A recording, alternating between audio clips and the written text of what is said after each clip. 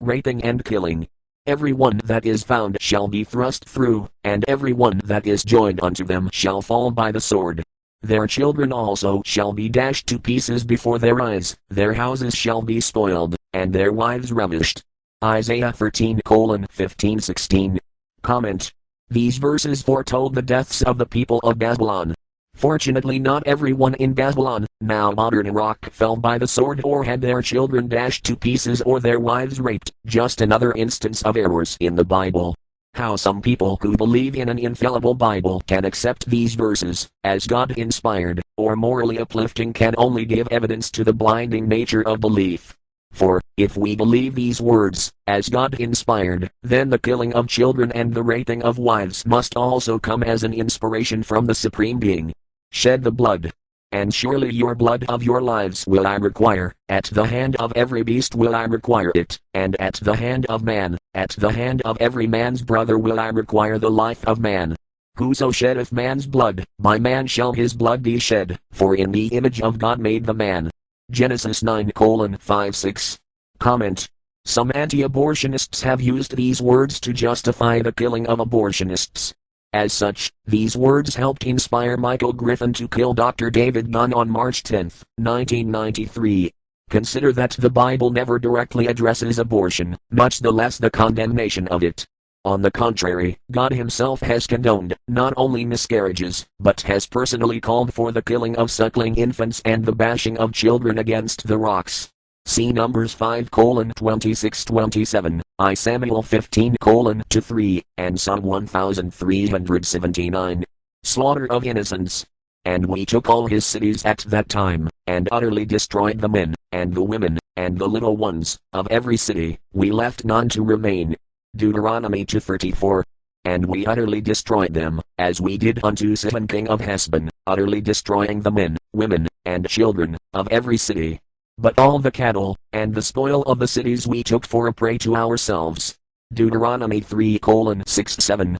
Comment. Such words helped give justification to medieval crusaders who slaughtered men, women and children along their way to Jerusalem and stole the spoils of the cities. Even today, many Christian military men use scripture to justify their actions. If any soldier harbors doubt about killing his fellow humans, he need only consult a military chaplain or read the Bible to calm their worries. Even George Bush, the first, with Billy Graham beside him, proclaimed the Gulf War as moral. George Bush, the second, continued in his father's steps by killing thousands of Iraqi civilians in the Iraqi War. Such moral wars result in thousands of utterly destroyed innocent men, women and children. For a few more examples left square bracket but not all right square bracket, see also Deuteronomy 3:3, 7:2, 20:16-17, 25:19, Joshua 6:21, 8:26, October 28:40, Numbers 31:17-18, I Samuel 15:3, Isaiah 13:16, and Hosea 13:16. Slay old and young. And to the others he said in mine hearing, Go ye after him through the city, and smite, let not your eye spare, neither have ye pity, slay utterly old and young, both maids, and little children, and women, but come not near any man upon whom is the mark, and begin at my sanctuary. Then they began at the ancient men which were before the house. Ezekiel 9:5-6. Comment. These words, commanded by God, orders the slaying of not only women and the old, but of little children. These accounts of cold-blooded massacres occurred simply because people refused to accept Yahweh. These phrases should give warning to anyone who knows a person who believes every word in the Bible.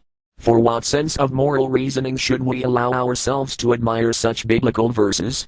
The survivors, saying, Hurt not the earth, neither the sea, nor the trees, till we have sealed the servants of our God in their foreheads. And I heard the number of them which were sealed, and there were sealed 144,000 of all the tribes of the children of Israel. Revelation 7:3-4. And there came out of the smoke locusts upon the earth, and unto them was given power, as the scorpions of the earth have power.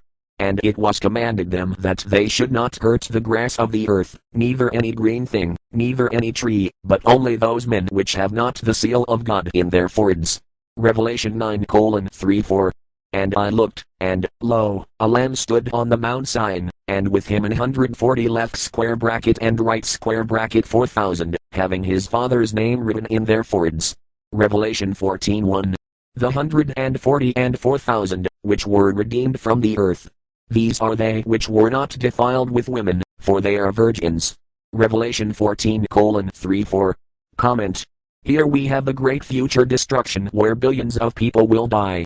Only 144,000 virgin Jews with a protective mark on their heads will survive. I suppose the Jews, for Jesus' cult, would serve as the leading candidates.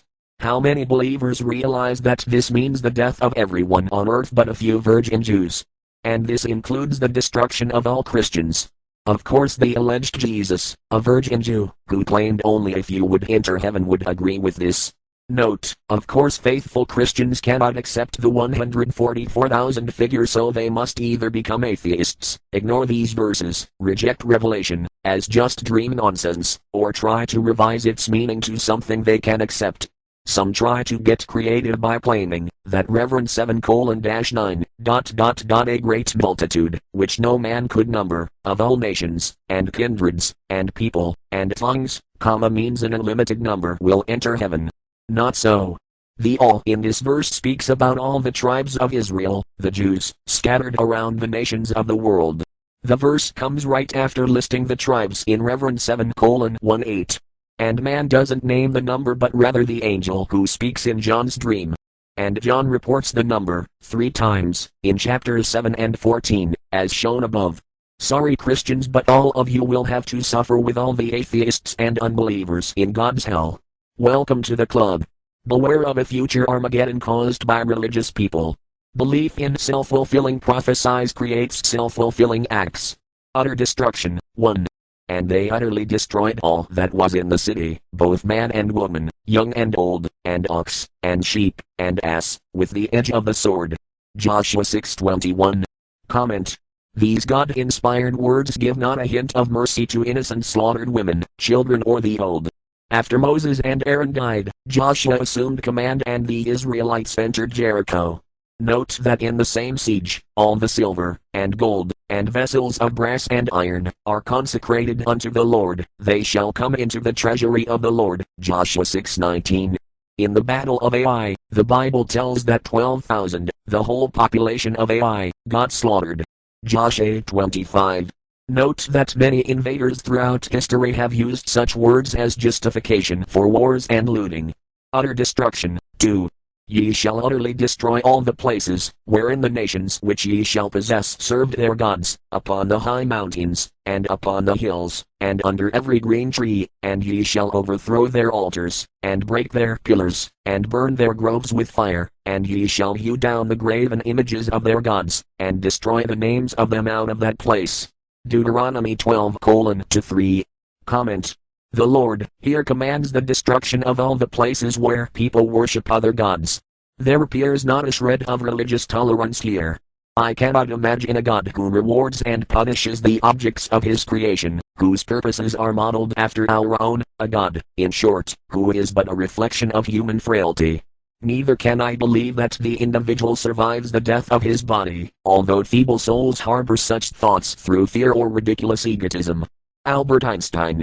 For other examples of utter destructions, see Numbers 21:2, Deuteronomy 3:6-7, 7:2, 13:15, 20:17, Judges 21:11, 2 Chronicles 20:23, I Kings 22:42, Isaiah 11:15, 15:3, 9, 18, Jeremiah 12:17, 25-9, 50:21, 26.